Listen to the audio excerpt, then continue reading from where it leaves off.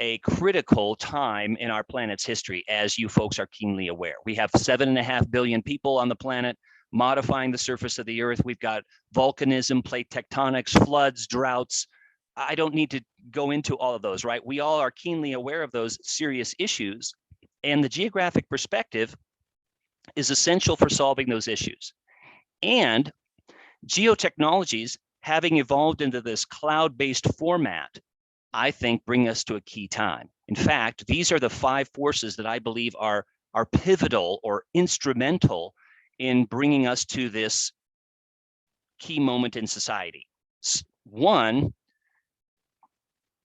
Geo Awareness. People are aware of these issues that you and I have just chatted about. It used to be just the geo-environmental community talking about climate and natural hazards and human health and so on and so forth. But now the general public is keenly aware of those. Even before COVID, right? People were starting to be aware as never before of these issues. They don't always tie it to a specific academic discipline. They don't always tie it to geography or environmental science or city planning or some of the other issues and disciplines that we can use to grapple with these issues. But they at least are aware of these issues as never before. That's good. We should take advantage of the rising societal interest in conserving natural resources and so on. And also people are enabled to use these tools as never before. Everybody on the planet has seen the JHU COVID dashboard that's made with ArcGIS technology from my organization, ESRI. But the main point is that why is that so useful? Because people depended on it. Can I go to the public library? Does my city need to have some sort of mask mandate, et cetera? So the idea was that we've got these tools that people are using, even if it's just using turn-by-turn navigation to figure out how to get to my grandmother's house or to the library across campus or whatever it is. Or how many of you have a fitness app, right? You record your walks, your runs, your cycle rides, et cetera. So all these, or how many people have something delivered to their home or residence? The point is, people are enabled to use some aspect of geotechnologies, even if they're not aware that it's a geotechnology, a piece of technology that they're using. And the geotechnologies themselves, having evolved into this cloud-based software as a service, I think is a huge leap forward into the old clunky days, the difficult days in the past that maybe some of you lived through as I did, where it was desktop only GIS. You had to install software. It was very difficult to get data and to overlay it into the same map projection and so on. Lots of technical barriers. We didn't have enough RAM on our computers to process satellite imagery. All those other technical barriers. I'm not going to say that we've solved all those technical issues, right? There's still bandwidth issues and others that prevent us from doing some rigorous analysis. But the point is, we have data in the cloud. We have these software as a service models. We can share our results, our models, our story maps, our dashboards with many people, even those in different disciplines outside our community. More about that in a bit. So it's great that you have your music in the cloud, right? Whatever services you're using to access your music. You've got some music on your local device, but increasingly you have things in cloud-based services. You don't really care where that music is stored, correct? But it's on some server somewhere, and as long as you can access it anytime, anywhere, you're happy, okay? Also, if you're collaborating on a paper or an article with a colleague, a classmate, a professor, etc., you have Dropbox, right? And Google Drive and OneDrive and all these other cloud-based services so that you can collaborate on that document. Isn't that great? You still have some things locally, but you also have things in the cloud. And as wonderful as it is to have music and your documents in the cloud, I just submit to you all that it's even more wonderful to have geotechnologies in the cloud because of 3 main reasons. One, the issues that we've been chatting about do not stop at, like I've got behind me, Colorado, USA, my homeland. They don't stop at physical boundaries, right? They're not just one watershed or one valley or one ecoregion or one biome. They transcend physical boundaries, okay? They also transcend political boundaries. It's not just India, the US, Asia, North America, right? They transcend all political boundaries. And they also, maybe most importantly, transcend disciplinary boundaries, right? These issues that we're talking about, they're not just geography, they're economics, they're civil engineering, they're the human health, they're city planning, they're sociology. There are many disciplines that weigh in on these issues and that should have a conversation, a say at the table of these issues. And it's great that we've got a widening array of people interested in using some of these wise of where tools like remote sensing, geographic information systems, global navigation satellite systems, web mapping, et cetera. That's exactly what we need to solve these perplexing problems, right? So the geotechnologies in this cloud-based environment allows people to use maps as sort of a common language. In fact, Jack Dangermond, our ESRI president, often refers to GIS as a language of the planet and a nervous system of the planet. Just like your body has a nervous system, right? Without which all of your vital organs would not be functioning and we wouldn't be having this conversation.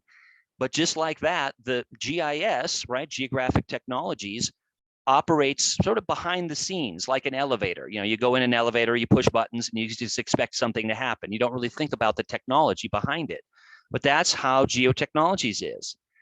It operates behind the scenes. What is powering your computer right now? The electric company is using GIS to manage its electric lines. What did you have to eat yesterday?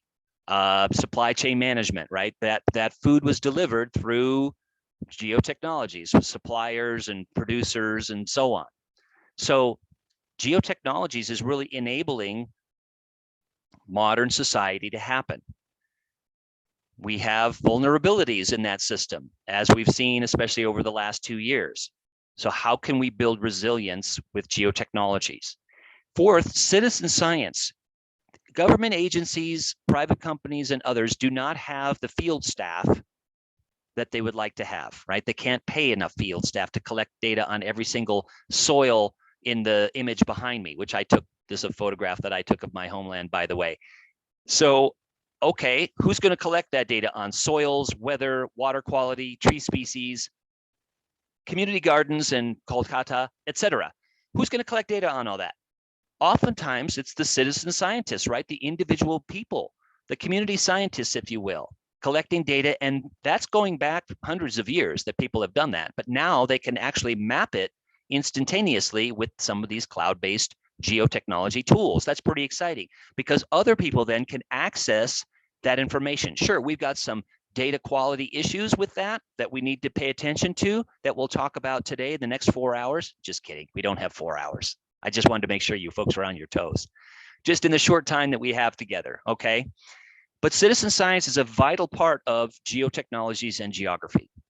And finally, storytelling. Now, maps have been used to tell stories for thousands of years, right? For the clay tablets in Babylonia in India, the Al-Idrisi's map on silver from the 1100s in Sicily, the blocks of wood with maps engraved in the blocks of wood, and then over the last century on copper plates and on film, and then in the modern era in digital form. So maps have always been used to tell powerful stories. No different now, but we've got these tools now where now suddenly everyone is a map creator, and that has huge implications, right? It's not just the National Survey of India. It's not just your science agencies. It's not just your regional government creating maps and mapped data. It's all of you, us, right? We are all map creators now. We're not just map consumers.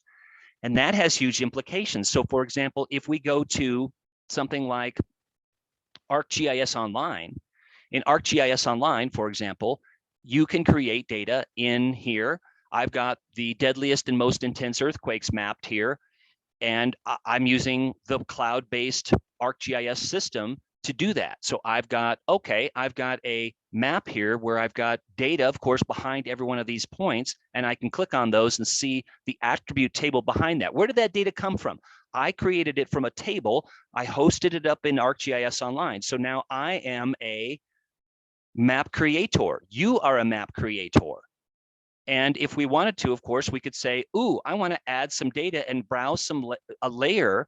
And I can say, and this is touching on another one, of the issues, I've got recent earthquakes. Okay, well, what if I wanted to add recent earthquakes in here to see what the recent earthquakes in the last 30 days can compare to these historical earthquakes?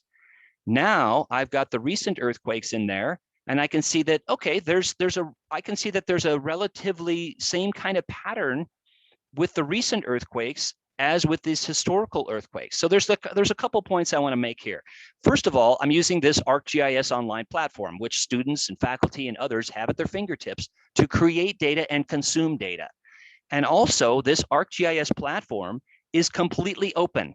Okay, there's nobody at ESRI India or ESRI USA saying you can't put that data there, you cannot put that data there. It's completely open platform. So how do I know if I can trust the data that I'm consuming, or how does other people know if they can trust the data that I'm producing that they can therefore consume and analyze and map? Okay, that's a concern that we need to thread into our courses and programs. But isn't it wonderful that we have this ability? So I've shared this map, and you can consume it as well, right? You can add data to it and then do some analysis on it and then produce a story map or a dashboard based on the data that I've just shared. So that's an example of an open geospatial platform that is transforming how decisions are made on a daily basis on down to the local level. So being able to, in terms of geography, right, and spatial thinking, looking at the patterns and the relationships and the trends, it's like, why do these, whatever variable we're mapping, typhoons, monsoons, earthquakes, population change, biomes, et cetera, why do they have the pattern that they do? And what can I do about it in the future? Is there anything that I can do to build resilience in areas that are impacted by, you fill in the blank, typhoons, earthquakes, landslides, floods, et cetera, human health issues, and so on. So this ArcGIS platform is becoming quite viable, but also think about that everybody is empowered to create data in this platform. Another manifestation of that I wanted to point out here is that we have the capability of mapping real-time data, as I just showed, the last 30 days of earthquakes as recorded by one of the agencies I used to work for, the US Geological Survey, with this global seismic network. So if I click in this water balance app, which is part of a subset of data called the Living Atlas of the World, subset of ArcGIS Online called the Living Atlas of the World, has about 8,500 data layers in it. So if I click in Brazil, this is where spatial thinking comes in. Is this what you would expect? I've got a couple months old, so we can get data feeds that are either real time or near real time. I'm seeing not a winter and summer, but I'm seeing a wet season and a dry season. No surprise to you all, because if I click over in Northeast India, we're going to see the same kind of thing, right? The numbers will be different from Brazil, but you've got this, again, the wet season and the dry season quite prominently there, where you've got almost months with, you folks know as well as I do, almost no precipitation at all. And then you've got other months with quite a bit of precipitation. And in your wet months, it's actually more precipitation than we have here in Colorado in an entire year. Yes. So, and if I clicked in Southern Libya, I would have whole months. My hypothesis is, and it's borne out by the data, that I have whole months in here with absolutely no precipitation at all. There are certain years where there are 6 months, 7 months where there's absolutely no precipitation. So then the question is, what kind of agriculture is supported in that area? What kind of ecoregion is there? What population is supported in that area, et cetera? So at our fingertips, we have a lot of data just in this one water balance app. And that is an app that's produced with the same platform, ArcGIS Online. You can see that I've got 6 variables that I can pick from at different scales. And I can also export this table into Excel and do some further analysis in my GIS. So that's just one manifestation of real-time or near real-time information at our fingertips. And so in terms of imagery, we've got the same kind of thing. We can use the way back imagery, where you've got basically petabyte loads of imagery from all over the world. Here I've got on the left side 2014 and on the right side from 2021. And if I do that, I can see, oh, urban sprawl as I pan across here. Why is this a concern? Remember, geography is all about what's where, why is it there, and why should we care? What's where, why is it there, and why should we care? So why should we care about urban sprawl? Why should we care about cities that, like this one, Las Vegas, Nevada, USA, that are in a very arid area. Okay, if I pan over to the east, I'm going to see one of the reasons why we should care about this, and that is you've got a big reservoir out to the east, and just with a couple of swipes, I can see that, oh, well, in this case, I have this surface water, and if Las Vegas and other cities around the world are going to get their water from the surface, and if that surface water is decreasing in elevation, I'm going to see some radical withdrawals from that surface water. So, the same tool could be used for looking at your own community. Just use that same way back imagery and look at your community and how it's changed, and ask, why is it changing? And is there anything I can do about it to make those changes more resilient and more sustainable? So that's just the way back imagery, another manifestation of this cloud-based GIS that you've got at your fingertips. Another indication is this indicators of the planet, where I've got something that's using ArcGIS Experience Builder, or you're building tiles, and the tiles are tied to real-time data feeds, et cetera. So if I'm a geography instructor, for example, I could show this to my students once a week and have them grapple with one of these tiles about, hey, what about wildfire around the world today? What about drought? What about earthquakes, cyclones, et cetera? Okay, any one of these tiles is tied to real-time mapped data that I could then start examining and using. So the point is, here we've got, okay, wildfires in Brazil. I could pan over to India or Nepal, et cetera.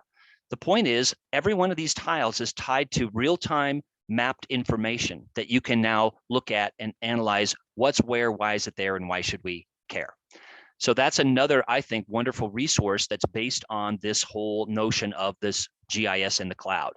Another manifestation of this is, think about what you care about as a student, as a faculty member. What are you passionate about? One of the things that I, as a geographer, am passionate about is walkable neighborhoods. So I've got a story map here of that particular topic, and I want to illustrate it for two main reasons. One, to show you the power of these cloud-based tools, and secondly, to show you the power of these tools stitched or joined together that gives you more power to tell a story, to do some investigation, and also, as I indicated earlier, to get other people to care about the issue that you care about. So in this case, I've got walkability as a story map. And here I've got a photograph that I took out in the field. Would you consider this place walkable or not? On a scale of, let's say, 1 to 5, 5 being the most walkable.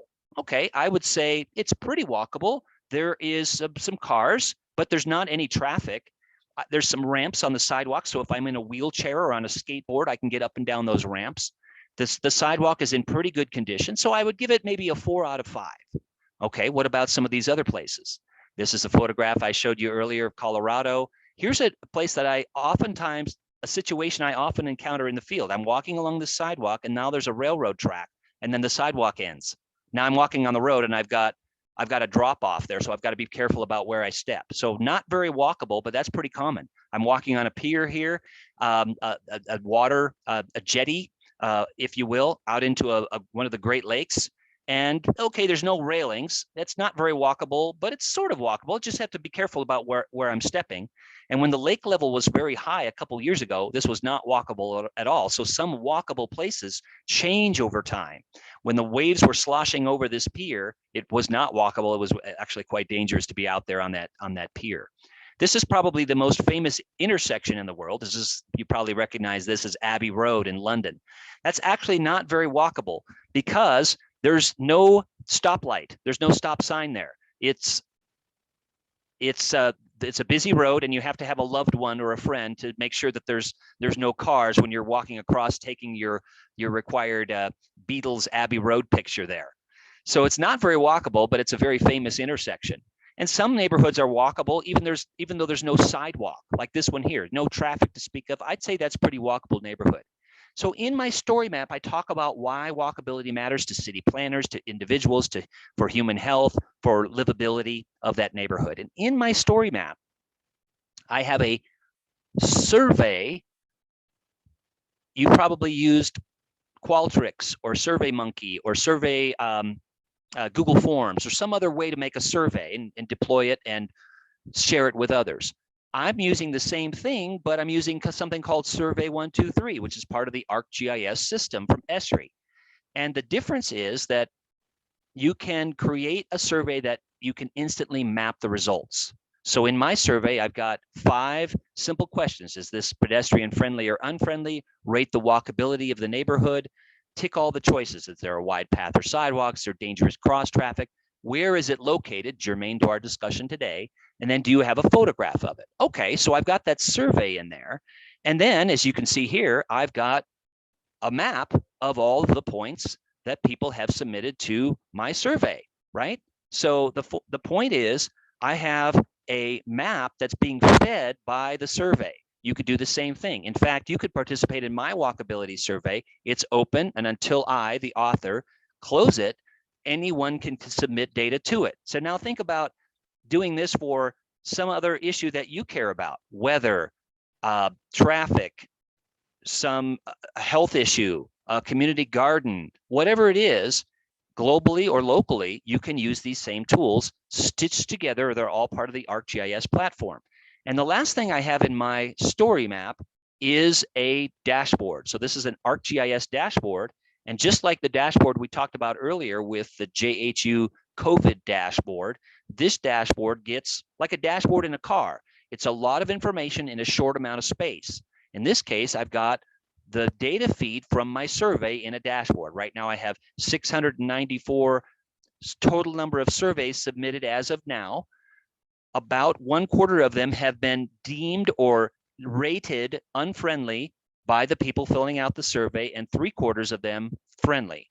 Top 3 months for survey, I've got a little bit of what we call arcade scripting in there. I've got like a 7-line arcade script. So if you students learn how to do a little bit of coding, you're going to be a lot more powerful with these tools. As I have here, I've got just a simple top 3 months for surveys. I've got a bar chart here. As you can see, a image on the left lower part of the dashboard that indicates some walkable or not walkable places. And then I've got my interactive web map in here as well, okay?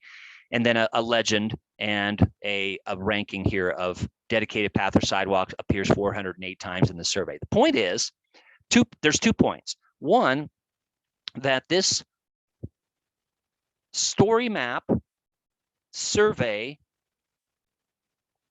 web map, and dashboard are 4 pieces of the platform. When you combine them, you've got a lot of power at your fingertips. This is a fairly simple example, but it shows that, okay, in this case, I'm telling the story about walkability.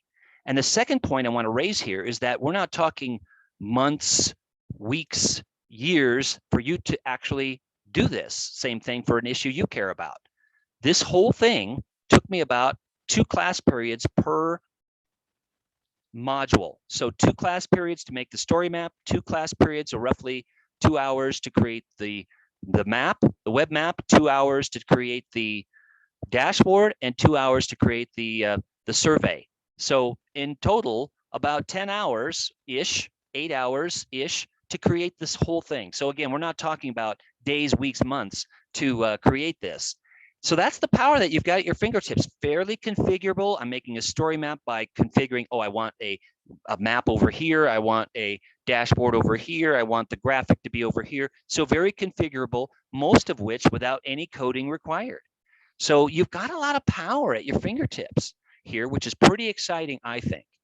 Now, the second thing that I wanted to point out here in this presentation with you all, and I hope everybody's doing okay so far, is that I promised the organizers that I would talk about what I consider to be some trends, okay, some trends in geospatial technology.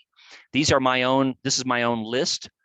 You may disagree with this list. It's sort of like the top 5 places to go in India before you die. These are the coolest places in India to visit before you die, or the top 5 bands of all time, right? They're debatable, and we could have a discussion about if this is the list of 5 or not, but this is just for our own conversation here, and I welcome any sort of input on this. But I think that since we live in a 3D world, having 3D tools at our fingertips is a huge leap forward.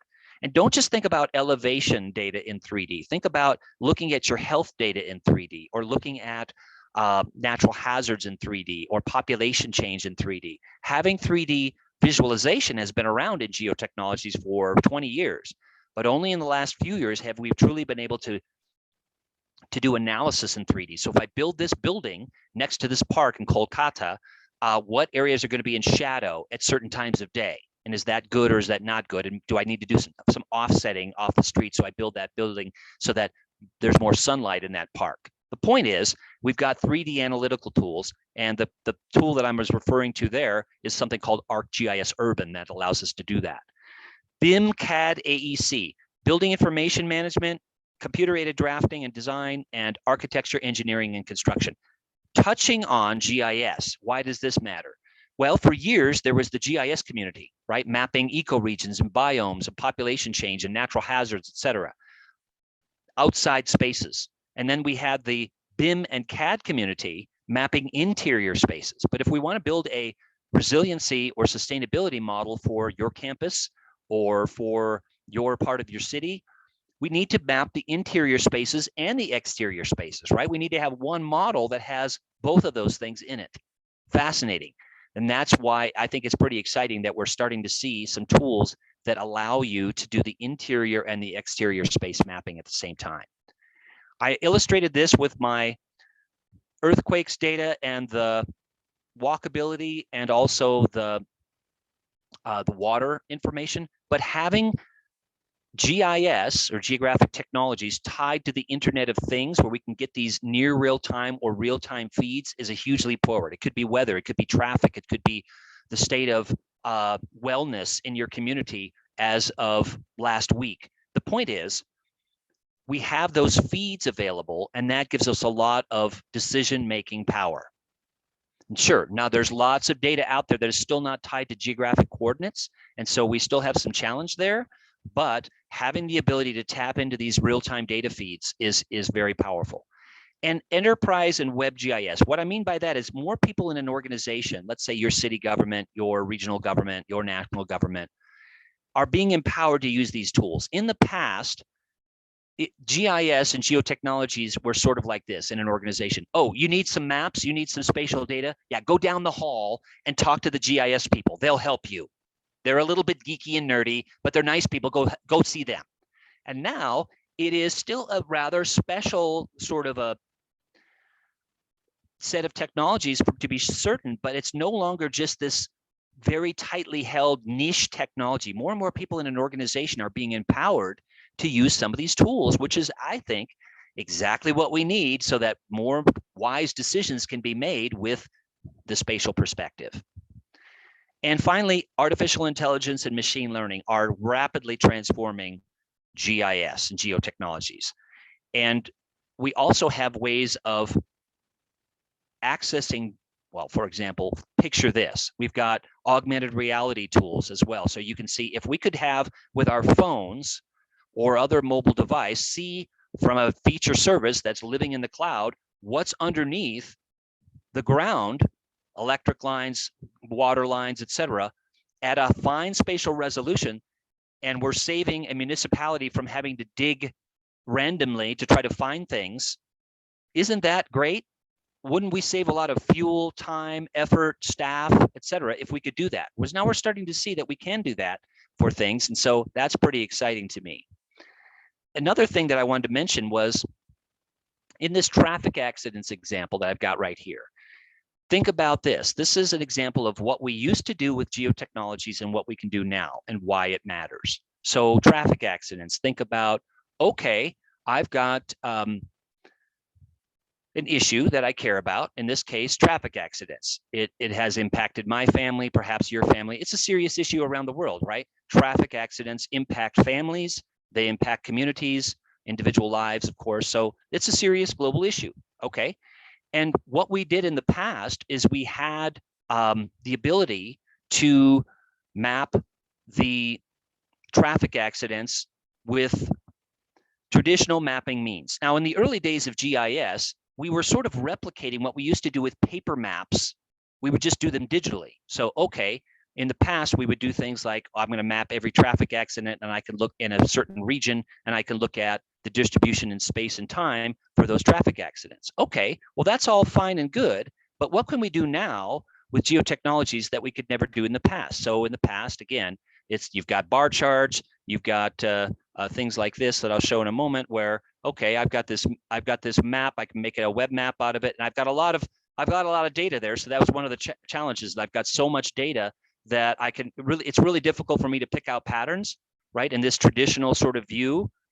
Okay, but that was all fine and good for a number of years. But now what we can do is we can dig deeper. We can look at things, and this comes back to my point earlier, is that don't just use the tools because they exist. Use them if they're going to help you gain additional insights. So now what we can do is we can make shapes out of these. For example, hexagons or squares or other sorts of data polygons, so that we can look at them in light of, okay, I'm going to run spatial statistics on that data. And I can extrude those polygons. In this case, I'm making hexagons. But now with spatial statistics tools and with limited staff, budget, and time, which every project has, right? They have limitations. I can now see that, okay, these are the places where I've got these red hexagons extruded, where there's a statistically significant higher number of traffic accidents as opposed to surrounding neighborhoods. So if I only have a certain number of time and staff to address traffic accidents in my community, I'm going to focus on these first, and then I can actually make a significant difference in the lives of my community and the surrounding neighborhoods. So the point is, we're using geotechnologies to make smarter decisions by visualizing data in ways that we could never visualize them in the not too distant past. So visualization is huge, right? I mean, take this again, ArcGIS, this is something created with the experience builder. So at one glance, again, many of us are geographers. We love having students dig into, what are the patterns here that I see for different languages around your country, for example?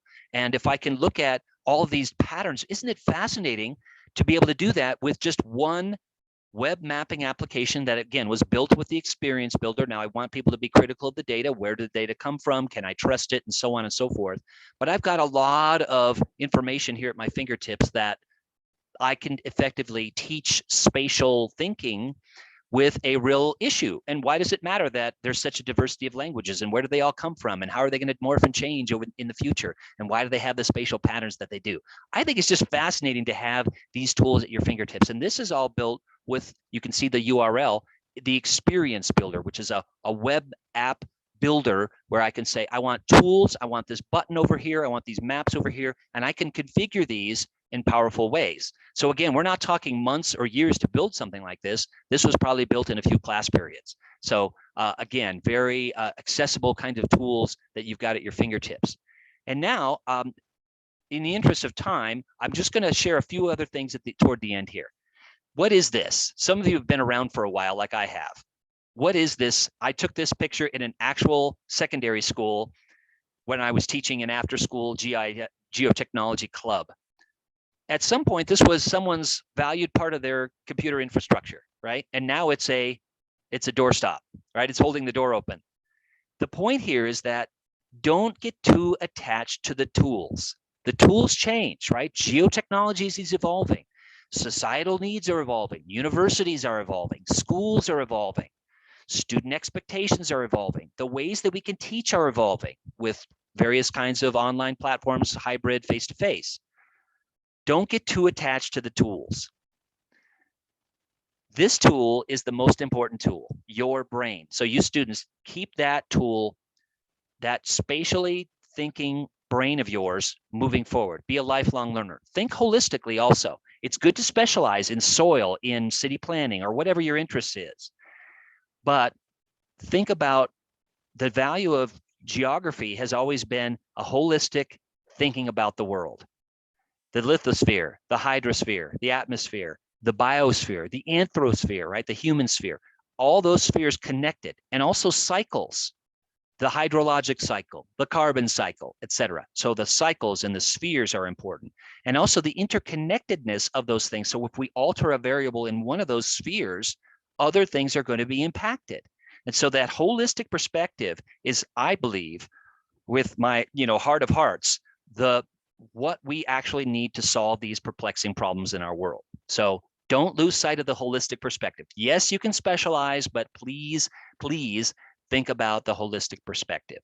So I've got many things in here about the job market for geotechnology and geography that you're welcome to go through on your own, and I'll put this in the chat box here at the end as well. But I wanted to focus in the last remaining moments on what I believe are the top 5 skills, especially aimed at you students as you go forward in your academic careers and then also in the workplace after you graduate. One of the, again, just like the other lists of 5 that I've had here, they are debatable. We could have a conversation about them, but I truly believe that these are, at least should be considered.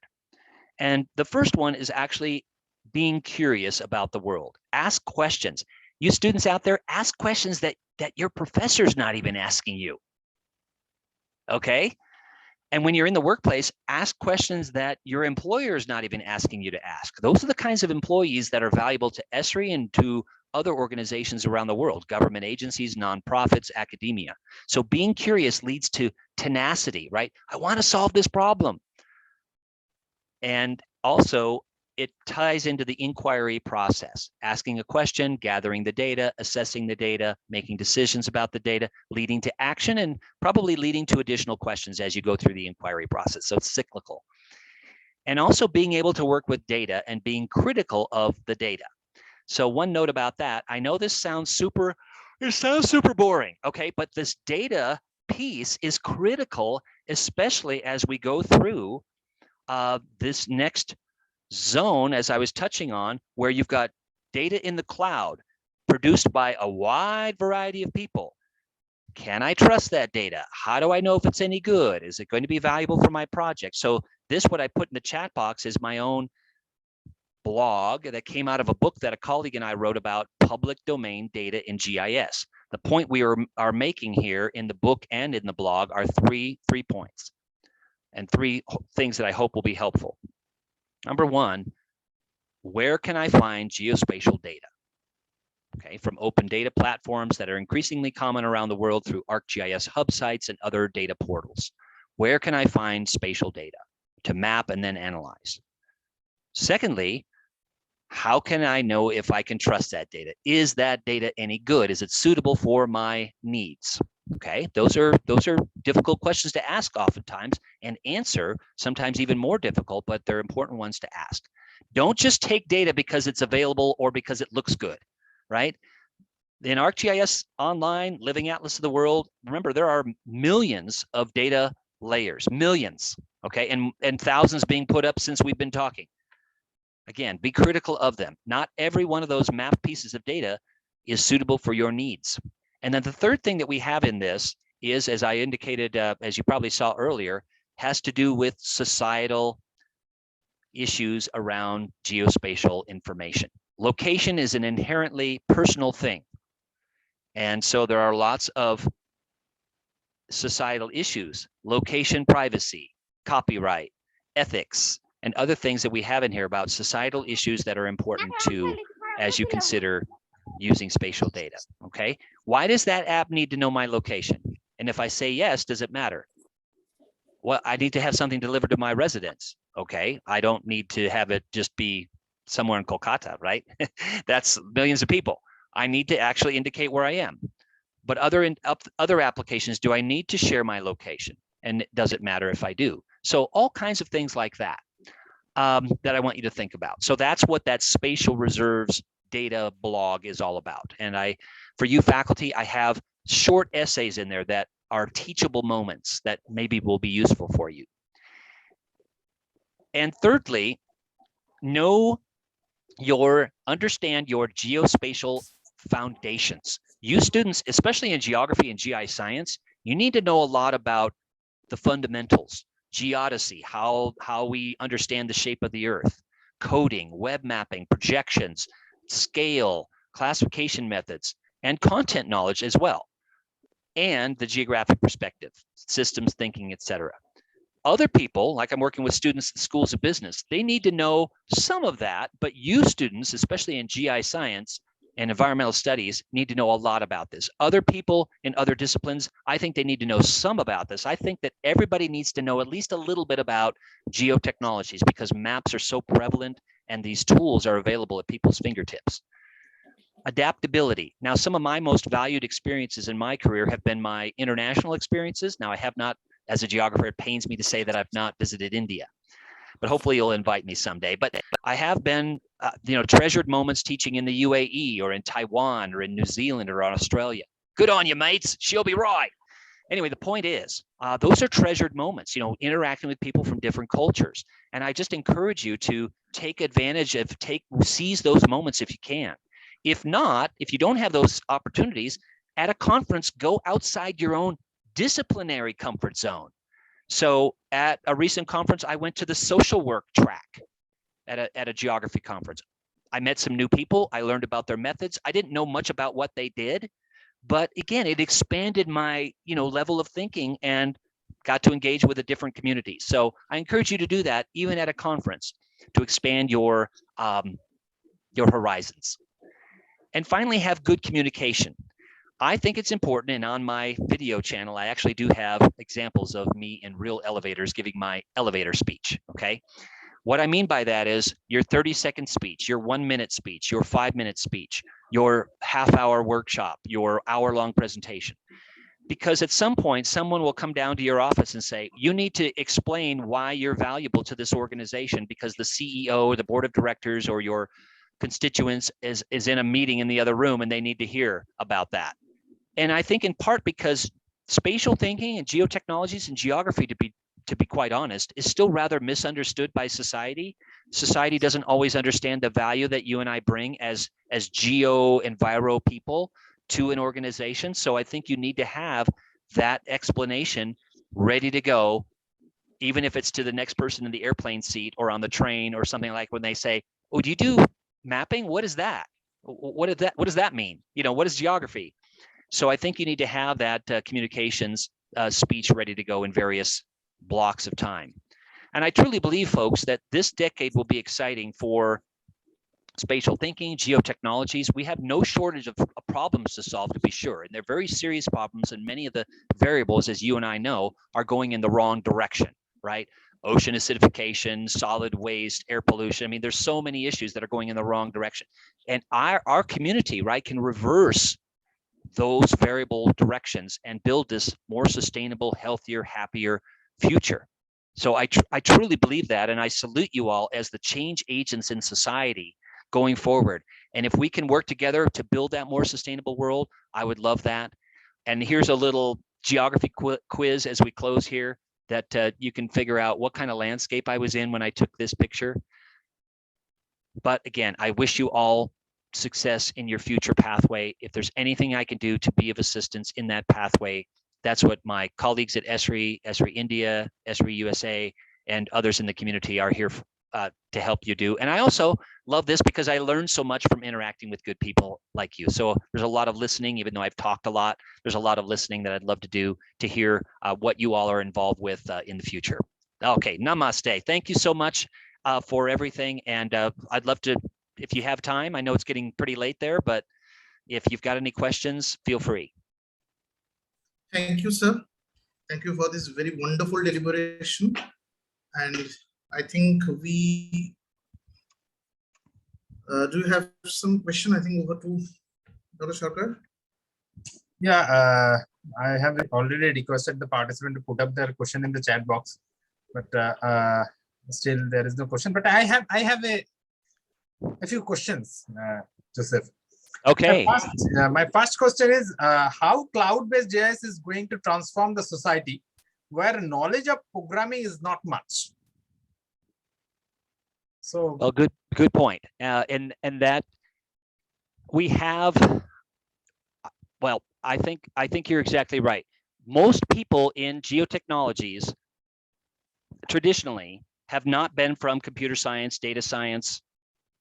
They've had 1 or 2 programming courses like I have, and they know how to build a 10-line code, but they don't know what goes behind all of these maps. They don't know JavaScript or Python very well.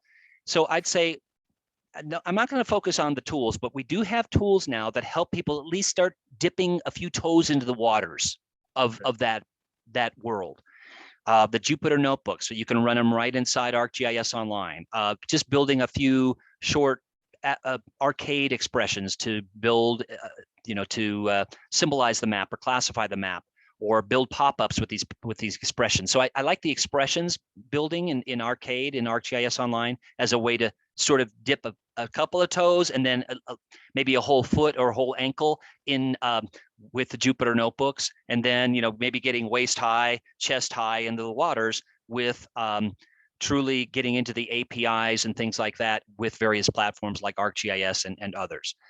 Because as you're pointing out, we desperately need those people that understand how to configure these systems. And as the systems, we want them to connect. So how do you build systems of systems where you've got all these regional governments and city governments, for example, using their own, mapping systems, GIS systems? How do we connect those so that if there's some big natural disaster, or that we want to build a regional planning model, or whatever the need is, that we can connect those things and they can start talking with each other? We need those systems people to do that. So in part of an answer to what you're saying, I would just encourage you to do the same thing, that this is hard because you're tapping on a lot of windows and doors, but reaching out to the computer science departments and the planning departments and business and others to say, we need to be talking with each other. We need to be working together. And also encouraging the Geo Enviro students to at least tap into these waters a little bit, these coding waters. Now, not every student wants to be a full-time coder. And, I was a programmer at the US Geological Survey for a few years, 2 years. And I realized, this is an interesting world. It's not my main passion. So that's when I got into education. But I recognize, like you're saying, that we need people that know how to do this. And there's a shortage. And I'll just tell you, students right now, we just in my organization, ESRI USA, we had an opening one autumn for 200 software developers, software developers in our organization. We could only hire 70. There weren't enough people there's vacancies. We couldn't find the other 130 open slots. So there are positions available. And again, that's not something that everyone wants to do, but we critically need them. And the reason why we needed them is because people are asking us, hey, we want this tool for our hydrologic model, or we want this tool for our city planning model, or whatever. And you need to build that tool for us. And so to do that, we need to hire people that can, again, engineer the software and create the tools. So yeah, you're touching on a very critical need right now. And that's part of remember I was saying our mission of our education team was the deeper notion of GIS, and then the broader notion, and the broader notion and the deeper notion actually touch on what you're saying right now, which is absolutely critical to the discussion. Okay, thank you. Thank you, sir. I'll share a link that I use to help students tap into these waters a little bit more, and that is our developer site. So there's some lessons there where you, again, start very simply, but you see the web map, and then you see the code that's behind the web map, and the lesson says change line 5, and what happens to the web map? Change line 7, what happens now I've got a legend, now I've got a zoom in tool, now I've got a different content on there. So it's very basic at the beginning, but it allows them to dig deeper as time goes on. Okay. Dr. Onurai, she's from the Department of Geography, Adamas University itself. She posted a question. I'm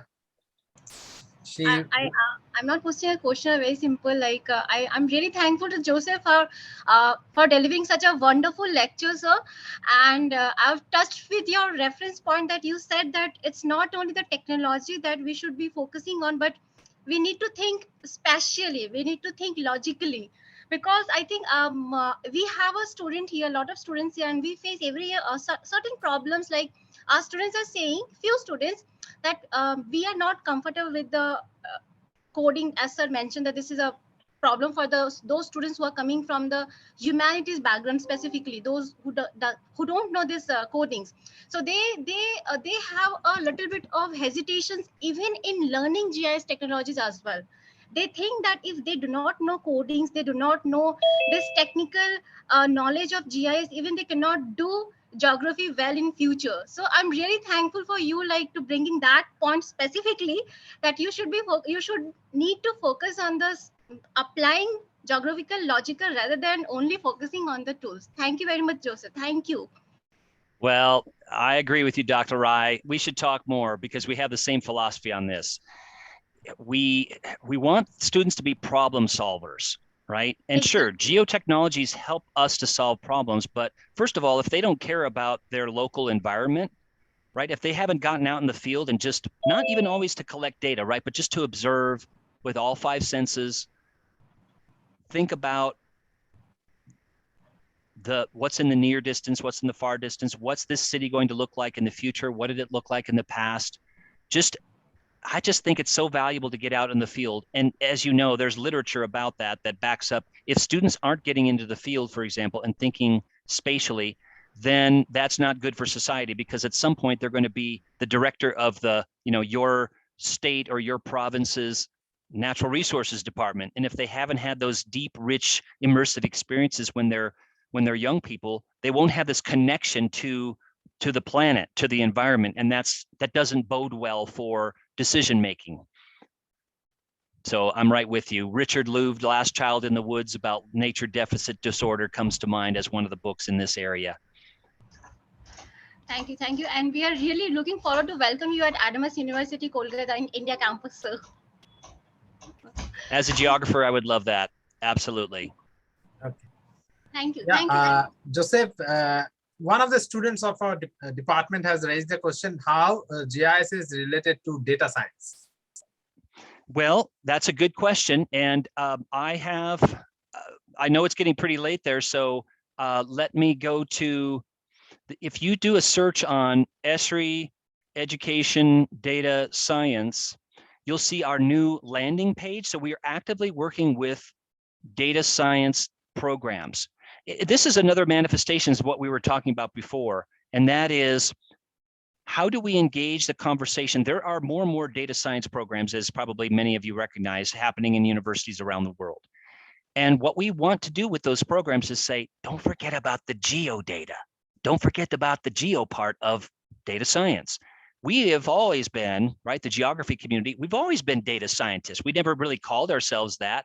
That's just the newest phrase, but we've always been big data. We've always wanted a variety of data at a variety of different scales. And so we've really always been anchored in this world. But now I think it's important for us as a community to connect with these data science programs, saying, we want to be working with you. We want to show you some of the tools and methods that you could use in data science. And we also want to learn from some of the methods. And I think now that we've got these, some of these tools at our fingertips to go between the two worlds, which are not totally separate, but even things like the R bridge in ArcGIS Pro. I mean, taking your R statistical package results and moving them into a mapping package, or vice versa. I've got some data over here that I want to extend over into R or Tableau or other data analytics tools, is starting to help the conversations happen. But we are very actively working with these data science programs. And this page, and I'm going to put it in the chat box, helps the conversation to get started. It's got case studies and resources and so on, mainly aimed at the data science students to get them thinking geographically. And again, it's only one set of pages. I know it's not going to be the total solution, but I quite agree with you that with data science, there's lots of cross collaboration that needs to happen, and it can help geography as well, right? It can help us to overcome that notion that many people still have, that when you say geography is high tech, really? Geography is high tech? How can it be high tech? Of course it is. It always has been. People just didn't realize that. So anyway, take a look at this page. I think you're bringing up a very good point. Okay. Okay, there is no more question is available in the chat box. I think you have answered all the questions, and Thank you very much for your gracious presence in this particular masterclass. You started the show and it is going to run along. Oh, well, I appreciate being invited. And again, I salute you all. You're the real heroes out there, teaching, learning, engaging in research with these powerful tools and these geographic perspectives. So again, I wish you all the best, and let's keep in touch. Thank you. Thank you very much. Supratim, it's up to you now. So thank you once again that you gave your precious time to us. And yes, of course, all of us, it is we would love to invite you here in India, in our campus, in our Kolkata campus. So, sir, our HOD, Dr. Kasturi Mukherjee, is being disconnected due to some network issues. So she wanted to thank you. She sent a thank you message to you. And sir, it's wonderful to have you today. And in future, we are looking forward to work with. And I think that we will have you again, in some other time. So it's a wonderful experience to hear you. And I think students are also very much benefited, with your experience and with your words of wisdom. So thank you. Thank you once again from Department of Geography, Adamas University. Thank you, sir. Okay. Thanks for the kind Thank words. you. So with your Namaste, kind permission, sir, I would like to end the session right now. Okay, sir. Thank you. Thank you.